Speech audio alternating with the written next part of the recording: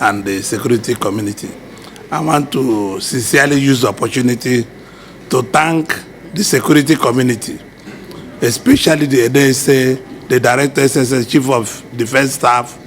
These are people, we invite our colleagues who left these chambers to go and be ministers.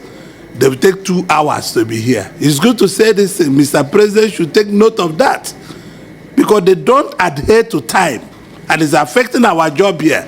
Only the security committee, community that keeps the time here. Other of our colleagues, when you invite them, they come in 2-3 hours and tell you they are calling the villa. And this nonsense should stop. It's absolutely rubbish, because this is a budget period.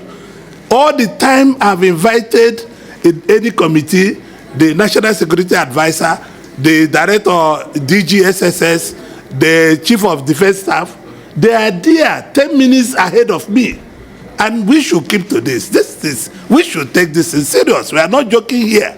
Our colleagues, some of them sat in these chambers, and they go because they are ministers. They don't want to adhere to time and rule of law. And it's disappointing. I wish I use this opportunity in the Security Committee to commend you people and ask you never to go back. I was here at 20 minutes to 11, and the DGSSS was here. And all of them, they were here waiting for 11 o'clock. Our colleagues will come here, 11 o'clock, they come at 3 o'clock and say they were calling the villa. Everybody knows road to the villa. They should stop lying bluntly with the name of the president. They should come and do their job. We are doing budget hearing. They should be here to do it, for Christ's sake, because they are delaying our job. I want to thank you, Mr. President, Mr. Chairman, for the opportunity you've given to me to voice out an anger that I've been keeping on me. Thank you very much.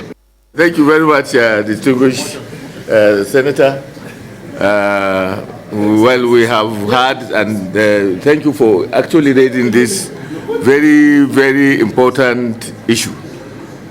We expect, our guests, when we invite them, to be here, because you can see our work is not easy, because a lot of our colleagues, and some of us belong to at least about 10 or more committees. And these committees sometimes meet simultaneously. So you find them hopping from one committee to another. By the time you reach the end of the day, some of them might have traveled on leg more than 20 kilometers, from one room to another, trying to attend meetings and to make sense, of the issues that are before us.